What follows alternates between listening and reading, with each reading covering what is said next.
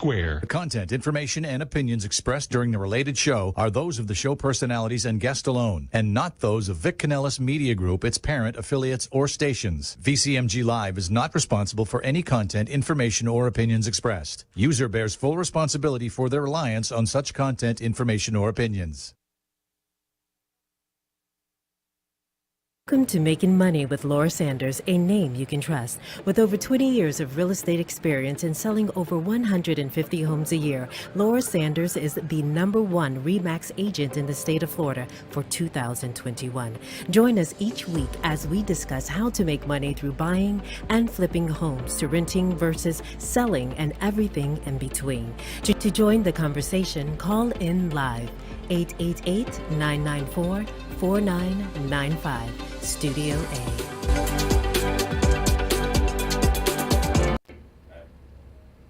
Hi everyone, and welcome to Making Money with Laura Sanders, a name you can trust. Today is episode 1, and I am not Oprah Winfrey, and I am not giving away cars today. But I don't know, if y'all want to donate, and I can, we will. Anyway, you're probably wondering, why is Laura Sanders on the radio? Why are you listening to me? And why would they give me a show? Great question. So one of the reasons is probably because I sell over 150 homes a year, and I have been ranked as 121 in the nation for realtors in the United States, according to the Real Trend in the New York Times. So what I want to do is I want to help you guys to learn on how you can make money in the real estate world, whether it be renting out properties, helping you to fix up a home after a flood, anything that you can think of. So what we're going to do today is we're going to have some people give a call in, and you can call us and you can ask questions, and then we can see if there's something that I can do to help you. You can reach out to me on my website and send me a request, and I can give you more information. My website is laurasell.com, and I would love to help you out. So go ahead and give a call in at 1-888-994-4995, and that's in Studio A. So while we're waiting to see if anybody calls in, because again, this is the first time I'm on the radio as your guest host, we're looking for people to interview you in the real estate world. We're looking for mortgage brokers. We can use movers. We can use anybody that has something to do with real estate. Or Taco Bell can come in and we can interview Taco Bell. You're probably wondering, why would I say that? A lot of my followers are seeing that I have been eating Taco Bell every day for lunch, and I have lost over 35 pounds. So that is a strange conversation. So that has been something that I have been utilizing with Noom, so that's been working well. So let's talk about rental properties. A lot of people are wanting to buy investment properties but don't really know how to go about it. What I usually say is you have to figure out what's the cost that you have to put in to fix it, and then figure your numbers out from there. That is definitely something that I have done personally. Back over 27 years ago, I started buying rental properties and started to flip houses probably about 25 years ago.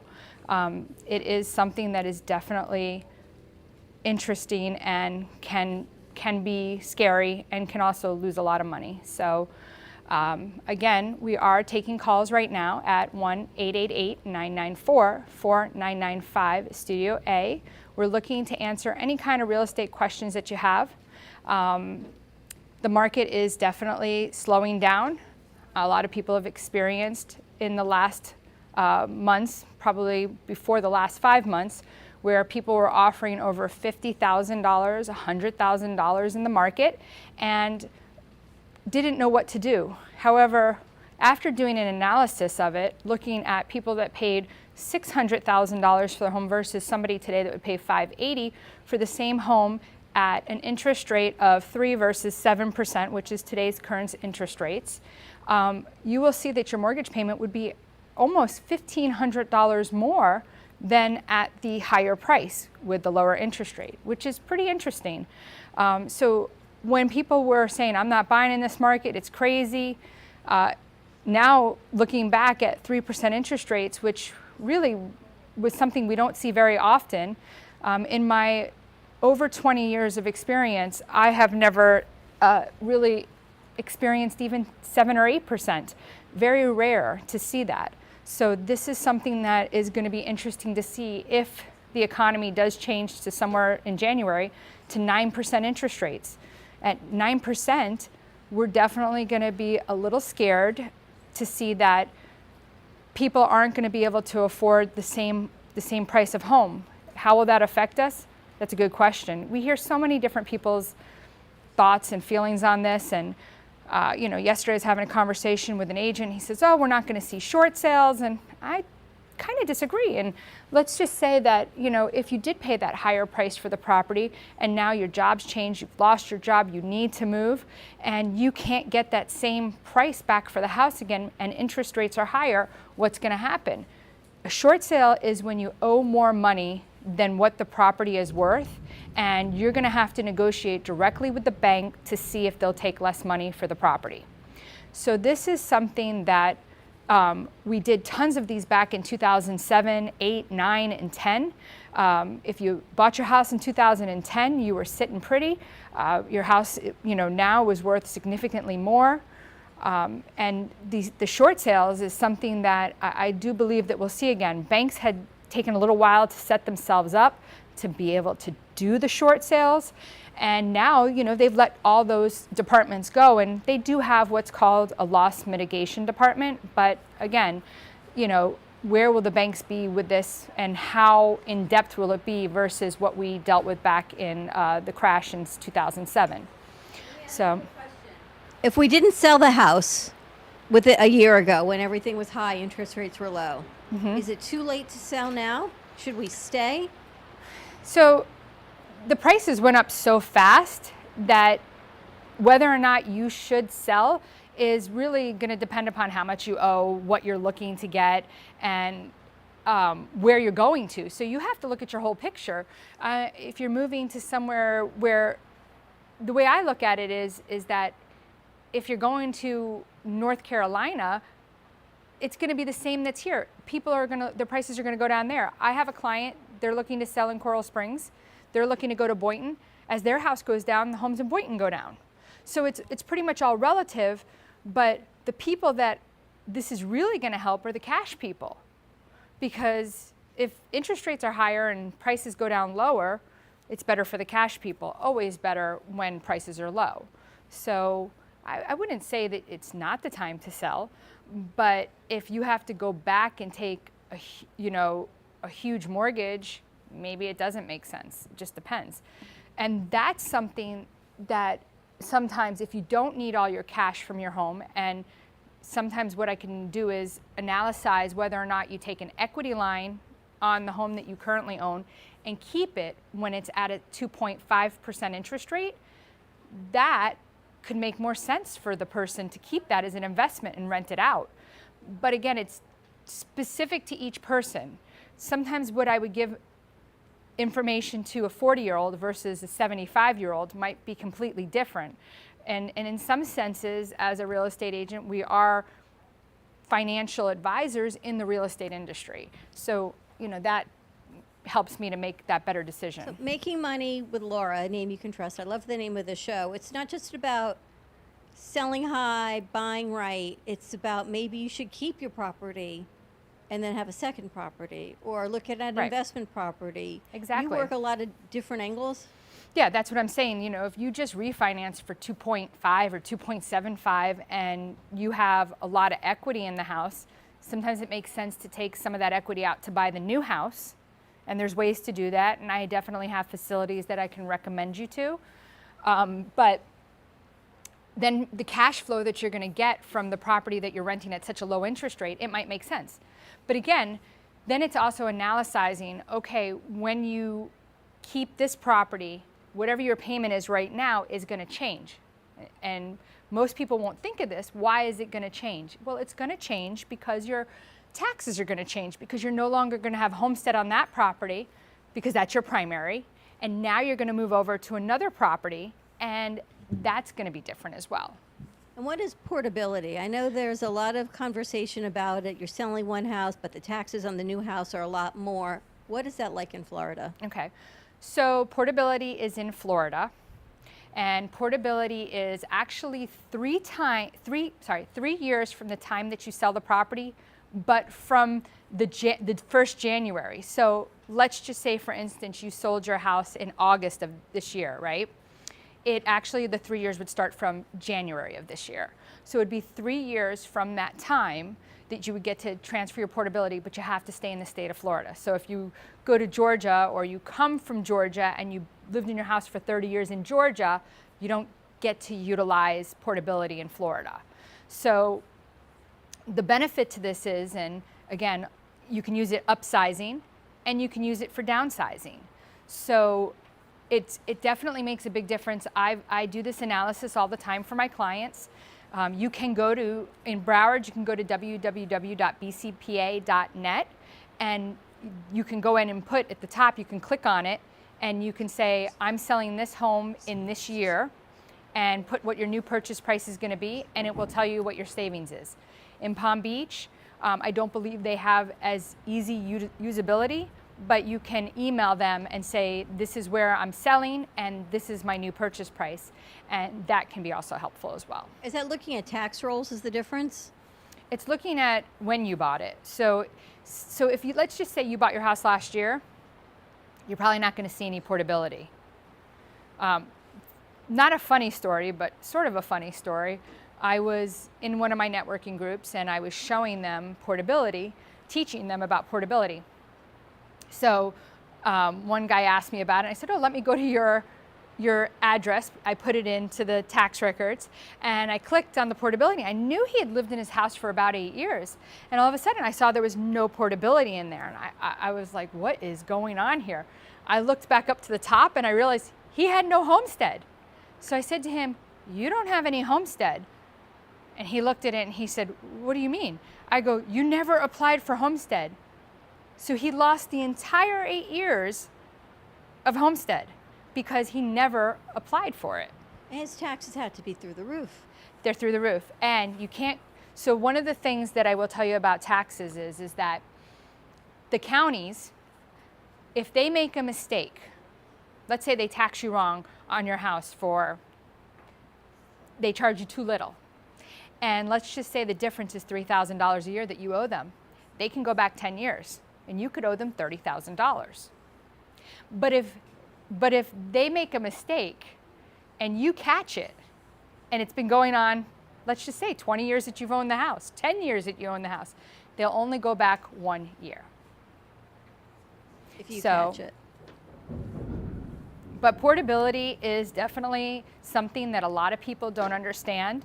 And again, I explain to people, like I'm getting ready to make my calls to all the people that I sold their house to, that they've bought a home, to call them and say, hey, just want to remind you, make sure you apply for your portability because it's a big deal. I also send out a reminder in an email letting them know that it's coming to the end of the time to apply for portability. So in that particular instance with that gentleman, I really feel like it was his realtor and the title company didn't say, hey, just want to remind you, apply for portability. So I think who you work with makes a difference. And that's kind of part of like when you're saying make money with Laura, you lose money when you work with the wrong person. And that's one way that somebody lost money.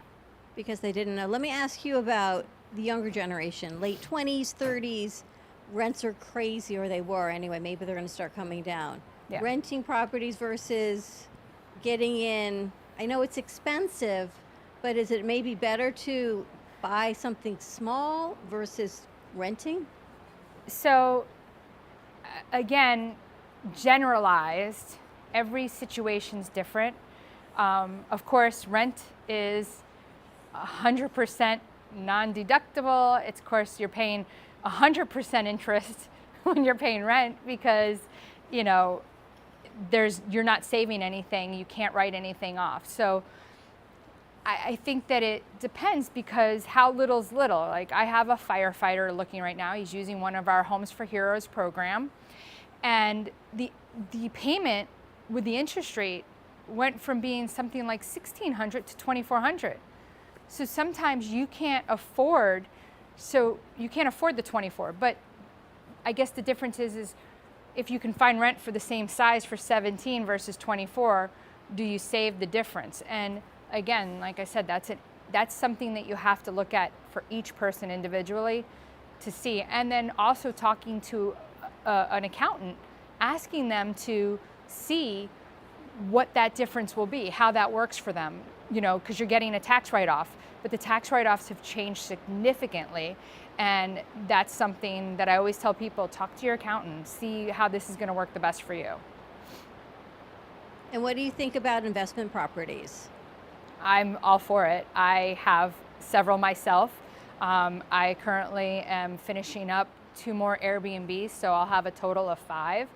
I believe in it, and I also believe that when you're going to do something like this in real estate, you should definitely be with somebody that knows how to do this, that's done it themselves. I mean, it's kind of weird to buy a house from a realtor that's never owned a house.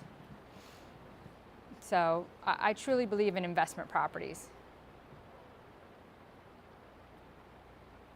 What other advice do you have for people looking to make a move, make a change, sell? Advice that I have for people looking to make a move, make a change. Hire somebody that has experience. Don't let realtors dupe you, telling you, oh, I'm going to sell your property for 1%. Even in this changing market, all they're trying to do is generate leads off of your home to get buyers to come into the house and show them property. They're not looking for your best interest. They're just utilizing your house as an advertisement device. And that's something that a lot of times I feel like people get duped on. The other thing is using mom and pop real estate agencies. I'm not saying that that's bad, but truly, for instance, like RE/MAX, we're global. We're all over the world. We're in Spain, we're in Israel, we're in Italy. I mean, that exposure is unbelievable. Can you go into the Hometown Heroes a little bit? My daughter's a teacher, and we tried to use that program because it looks so great, but it needed more money down than we anticipated, or maybe we were just not working with the right person. So that's something that, I know the basics. If you needed more money down than was anticipated, and this would be great for a mortgage guy to call in right now so that they could answer that would be awesome. But they're supposed to help with closing costs and down payment assistance. This is something that has been being utilized and is a great program, and we haven't had anything like this in a long time. So I'm not sure why you needed more money, but maybe it wasn't covering all of the closing costs. Sometimes, closing costs are something that's a little different to understand, because most people think closing costs are just closing costs, but they're also prepaids. What are prepaids? Prepaids is paying your entire year of insurance on a property up front. Now, if you're buying a condo versus a house, we have insurance that covers the interior versus the exterior. And then when you're buying a house, you have insurance that covers in and out. So that's something that a lot of people don't take into account when they're buying, to know that the insurance, the 4 months of taxes paid up front that has to be paid into an escrow account. Now you get all this back when you sell it, but these are costs and expenses that somebody needs to know that they need to come up with. And that's your money that's in an escrow account that comes back to you. But it's always a lot of money and a little shocking to buyers.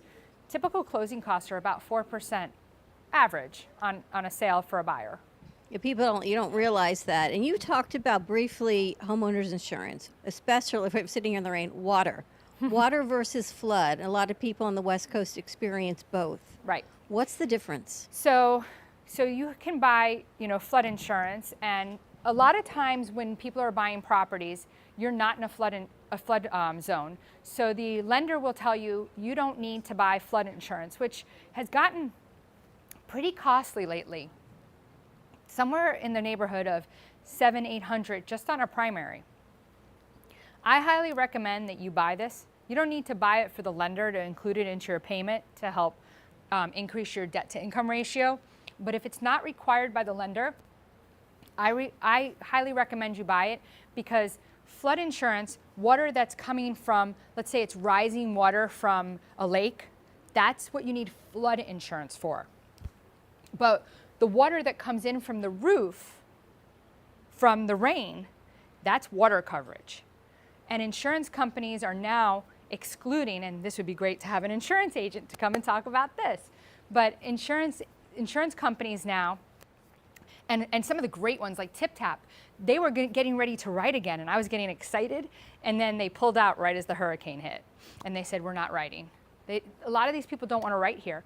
And if people remember, I don't know, 8 or 9 years ago, Sandy hit in New Jersey, New York, and they actually had come up with some kind of correlation that that was getting ready to happen and started pulling out and taking insurance away from people in New York. And my brother calls me and he says, they're taking my insurance away. And I said, what? He's like, yeah, they did something that says that a hurricane's coming to hit us. And I'm like, when is the last time a hurricane hit New York? And it did. So the difference, between flood insurance is rising water coming from a source outside, not from your hose bib. Again, that's water and water damage from, flood, like water coverage. And water coverage is usually limited now to 10,000, or you have none at all. And so that's why it's really important to read your policies and know what your policies say. And this is such exciting, thrilling information. It's got everybody in the audience going, this is so thrilling. We actually have a question. Someone's at a conference and can't call in, but wants to know, how can she buy an investment property close to West Broward to use as a Airbnb? Airbnb, yep. Okay, so when They're you say listening West, on the radio, but they couldn't call in. So I would ask them, when you say West Broward, where in West Broward? That would be another one to talk about with, I have a guy that sets up Airbnbs. He does all the paperwork for me. So give you an example, the city of Pompano and the city of Coral Springs. See, the city of Coral Springs doesn't want any Airbnbs there. But when people are visiting family, people want a place to stay. And so you would think, who would want to come to visit Coral Springs? Okay, so the city of Coral Springs, they will check and make sure that, and the city of Pompano, that every single thing in your unit has been permitted. I bought something from another person, and when the city came in to inspect, they said, where's the permit for the water heater? It was there. Then they said there was a an extra AC unit outside. They said, where's the permit for that?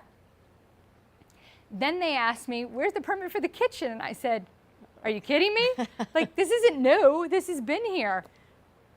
City of Coral Springs does the same thing, because any upgrades that you do, they want to make sure that they're catching you for everything you do, because they don't want you to have an Airbnb. They want to make it very difficult to get these Airbnbs approved. So it's very important for you to know what cities have what specific requirements, because some cities are easier than others. And those are considered investment properties? They are investment properties, and I will tell you that a lot of times you can make more money with an Airbnb than regular rent.